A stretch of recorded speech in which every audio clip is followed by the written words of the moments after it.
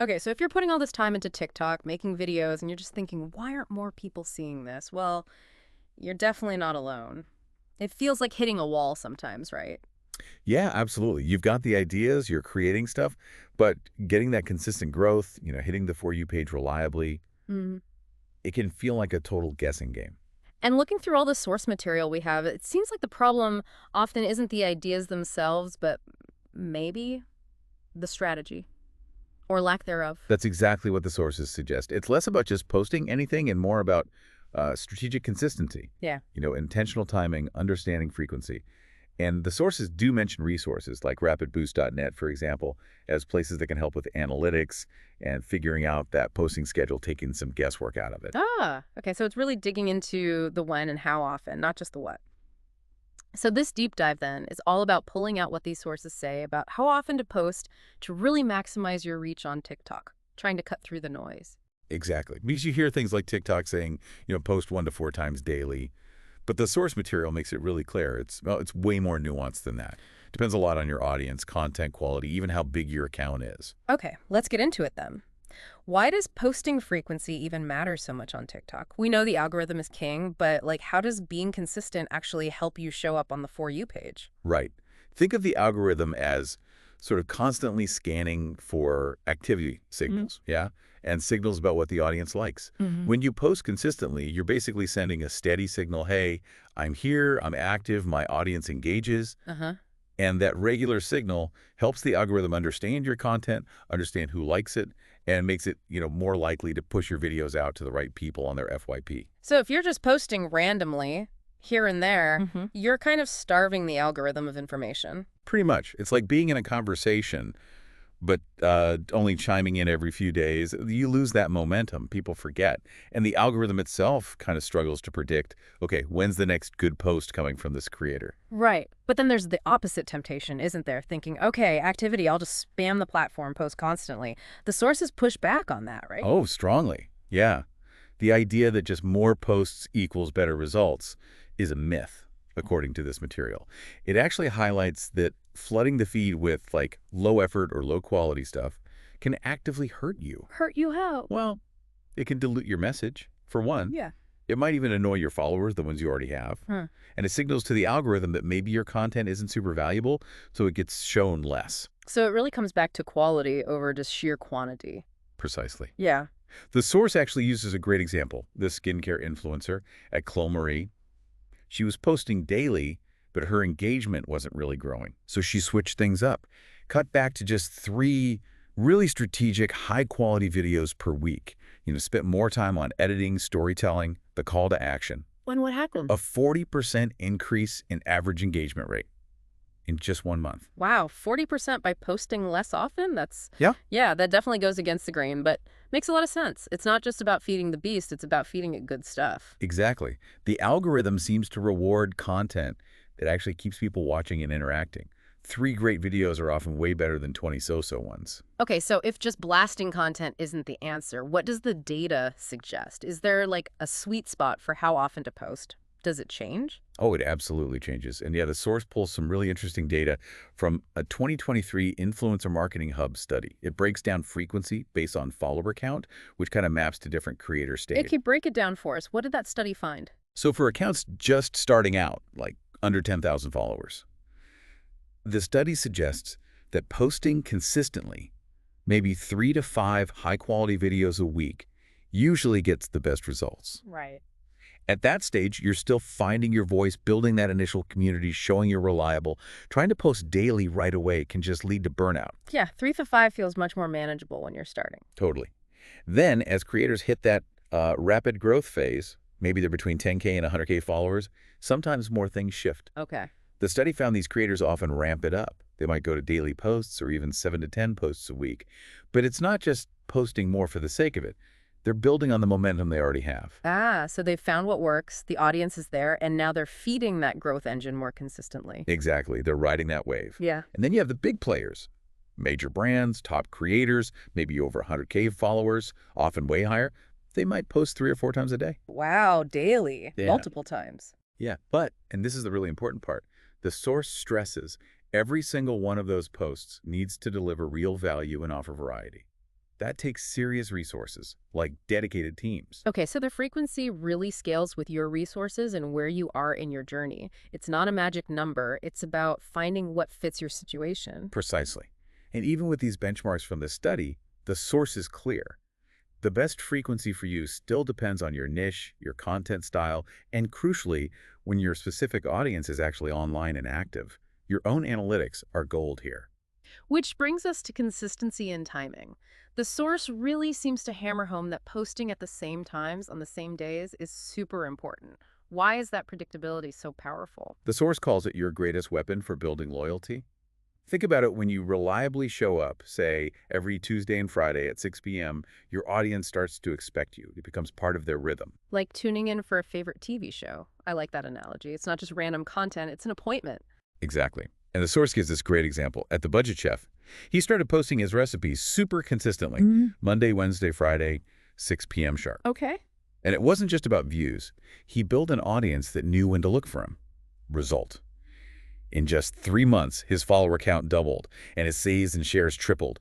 That predictability built real loyalty. Doubled followers just from being predictable. That's huge. It shows people really value knowing when they can find you. Yeah, it suggests that consistent timing can sometimes be even more powerful for growth than just trying to post more often, but randomly. Okay, so we need a frequency that matches our stage, plus consistent timing. But TikTok, it's all about trends, right? Stuff blows up overnight. How does a planned calendar deal with that need for speed and, well, spontaneity? Yeah, that's a really key tension the source digs into. Planning is vital, but a calendar that's too rigid, too locked down, that can actually backfire on TikTok. Yeah. The platform lives and breathes trends, sounds, challenges, memes that pop up and fade super fast. Right, you can't plan so hard you miss a chance to jump on something viral. Exactly. So the source really emphasizes building and flexibility.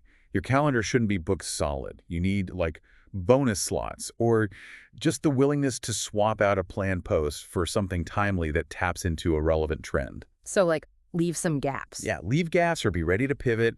Think about holidays, big cultural moments, industry news too. That kind of timely content can really connect. Agility is key. It sounds like the agility is almost as important as the plan itself. It's the balance, right? The plan gives you that consistency the algorithm likes and your audience relies on. The agility lets you catch those big waves of trend-driven attention. Makes sense. The source actually provides a pretty practical framework for building this kind of balanced calendar. Can we walk through those steps? Yeah, definitely. It's laid out as a 5-step process, basically going from maybe chaotic posting to a more controlled strategy. Okay, step 1 is defining audience and objectives. Sounds fundamental. It is. Who are you actually trying to reach? What do you want your TikTok to do? Build awareness, drive sales, foster community, and then critically, dive into your TikTok analytics. Look at that follower activity tab. When are your people most active? That tells you the best times to post. Know your audience, know your goals, know when they're listening. Got it. Step 2, research and plan content pillars. What are those exactly? Content pillars are basically your main themes or formats, the recurring types of videos you'll make that give your content structure and make sure you're offering variety. Okay. The source uses an example of, say, a fitness coach. Their pillars might be quick workout demos, maybe nutrition hacks, and perhaps client success stories. You plan your week or month by rotating through these pillars. Ah, so it keeps things fresh, prevents you from posting the same kind of thing over and over, like different segments in a show. Exactly. Then, step 3 is actually mapping it all out onto a calendar. All right, getting practical. Weekly, monthly view. Using tools like Google Calendar, Notion, maybe just a planner. And the suggestion is schedule those core posts, maybe 3 to 5 a week, to start on your best days and times, but leave those flexible bonus slots open. Yeah, leave room for trends or spontaneous ideas. And there's a neat pro tip in the source. Color code your post by content pillar on your calendar. Oh, clever. Why? Just a quick visual check. Helps you see instantly if you're actually rotating your content types or if you accidentally scheduled like 5 tutorials in a row. Keeps the variety balanced. Simple but smart. Okay, step 4, batch production and scheduling. Sounds efficient. This one's huge for avoiding burnout. Instead of scrambling every single day thinking, what do I post? You dedicate a block of time, maybe 1 day a week, to film, edit, and schedule out multiple videos in advance. Takes the daily pressure off. Massively. And the source mentions tools that help with this. Later, Sprout Social. Even TikTok's own built-in scheduler if you have a business account. You load them up and they post automatically for you. So you front load the work. Nice. And the final step, step 5. Analyze, test, and refine. This is ongoing. You need to regularly check your analytics, ideally weekly, see what worked, which videos got the most engagement, the best reach, which days and times performed best. So look at the data from what you actually posted. Exactly. And then, based on that data, you adjust your plan for the next month. Maybe double down on a format that killed it, maybe try a different time slot, maybe ditch a pillar that just isn't landing. It's a constant learning loop. Okay, that framework makes a lot of sense. The source also breaks down frequency recommendations based on growth stages, right? It's not the same advice for everyone starting out. Correct. For those early stage creators, 0 to maybe 10,000 followers, the main goal is figuring things out, building trust. So 3 to 5 quality videos a week is generally plenty. Focus hard on engaging with comments, responding to people, test different formats, different times. Don't feel that pressure for daily posting yet. Find your groove first. Makes sense. Yeah. Then for accounts in that growth phase, maybe 10K to 50K followers, you've probably got a better handle on what works. Your audience is growing. This is when the source suggests considering increasing frequency, maybe moving towards daily posts if you can maintain quality. Because you have momentum to build on. Exactly. You feed that momentum. Use your analytics to really hone in on those peak posting times. And definitely keep those trend slots open. Reaching a bigger audience quickly with a trend is valuable here. Got it. And for the really established accounts, over 50K. Consistency becomes absolutely critical. Often daily, maybe multiple times a day, like we discussed. But also at this stage, you need to diversify to keep that large audience engaged.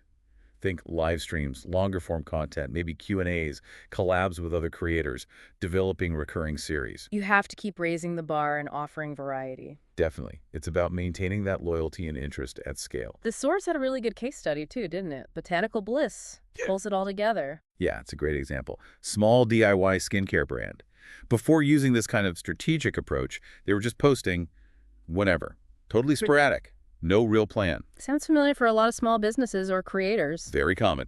So they decided to apply this framework. They figured out their audience, planned their content pillars like educational tips, Q&As, product stuff, and committed to a schedule. 5 posts a week, Monday to Friday, always at 7 p.m. So consistent frequency and timing, and the results. Pretty dramatic, actually, over just 6 weeks. Followers jumped from 1,200 to 4,800.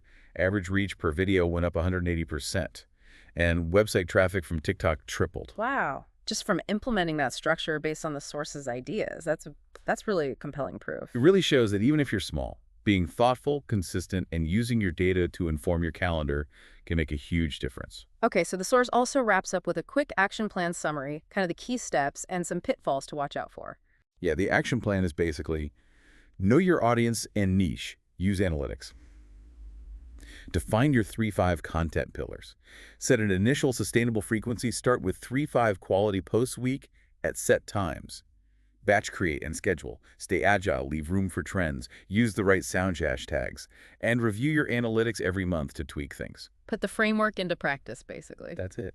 And the source mentions again, leveraging tools and services like rapidboost.net, which came up earlier, can help analyze patterns and really optimize that schedule for your specific situation. Good point. And what about those common mistakes or pitfalls? The big ones mentioned are overposting or underposting, burning out by trying to do too much, or just being invisible by not posting enough. Finding that sustainable rhythm is key. Right, that balance. What else? Ignoring content variety. Just posting the same type of video again and again, it gets boring fast. You need to rotate through those pillars. And the trend thing, again, being too rigid. Absolutely. Missing out on trends because your calendar is locked down weeks in advance is a missed opportunity on TikTok. You need that flexibility. And the last one? Neglecting your own data. This is so important. Don't just copy someone else's schedule because it worked for them. Look at your analytics. See what your audience responds to. Your data is your guide. Okay, this whole deep dive really makes it clear. Getting seen on TikTok isn't just luck or random virality. There's a real strategy behind it, especially with the content calendar. Yeah, mastering that calendar is this dynamic mix, isn't it? It's quality, quantity matched to your stage, consistent timing, plus that crucial flexibility for trends. It's about understanding how often to post for your maximum reach. So the path seems clear from the source. Start smart and sustainably, maybe 3 to 5 quality posts. Watch your data like a hawk. Scale up your frequency thoughtfully as you grow. Plan ahead with batching. Stay nimble for trends. And just keep testing and learning. Exactly. And like the source notes, don't hesitate to use tools or resources, like the rapidboost.net example, that can give you data-driven insights to help you nail that strategy. Yeah, it really feels like your growth is tied directly to how intentional you are with that schedule. It makes you think, doesn't it? Considering how much the algorithm values consistency, but also how much TikTok thrives on spontaneous trends, how does that change how you approach creativity? Is planning the schedule actually what gives you the freedom to be spontaneous when it counts? Something to chew on as you build your own calendar?